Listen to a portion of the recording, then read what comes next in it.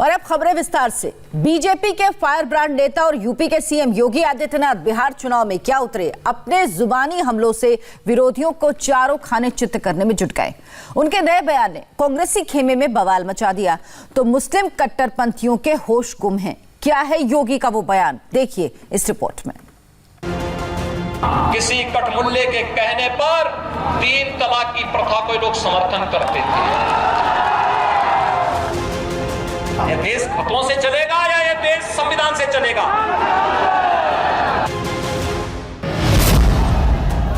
बिहार के चुनावी रण में योगी आदित्यनाथ क्या उतरे, अपने सीधे सटीक और बेबाक अंदाज से विरोधियों के तर्कश के एक एक बाण खाली करते जा रहे हैं।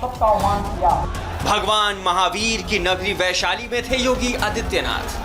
बुद्ध के शांति स्तूप और मगध साम्राज्य के देदीप्यमान नक्षत्र सम्राट अशोक के स्तूप की नगरी में, और जब देश के ऐसे पुरोधाओं की नगरी में पहुंचे तो योगी आदित्यनाथ का तेवर देखने लायक था। जय जय श्री राम, जय जय श्री राम। योगी ने टू द पॉइंट बात की और इन्हीं तेवरों से कांग्रेस की नीतियों पर सवाल उठाए। कट्टरपंथी मौलानाओं को आड़े हाथों लिया, संविधान की ताल ठोकी। किसी कटमुल्ले के कहने पर 3 तलाक की प्रथा को लोग समर्थन करते थे। फतवा जारी होता था, कांग्रेस और राजद के लोग नाक रगड़ करके वहां जाते थे और कहते थे कि जो फतवा जारी हुआ इसी के अनुसार देश चलेगा। यह देश खतों से चलेगा या यह देश संविधान से चलेगा? देश संविधान से संचालित होता है।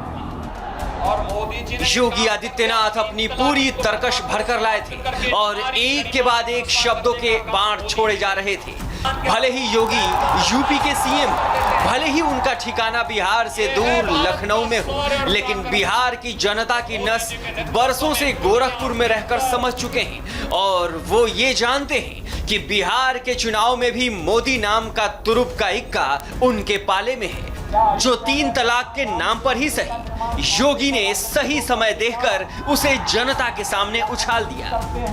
3 तलाक की कुप्रथा को समाप्त करने का काम किसने किया? मोदी जी ने।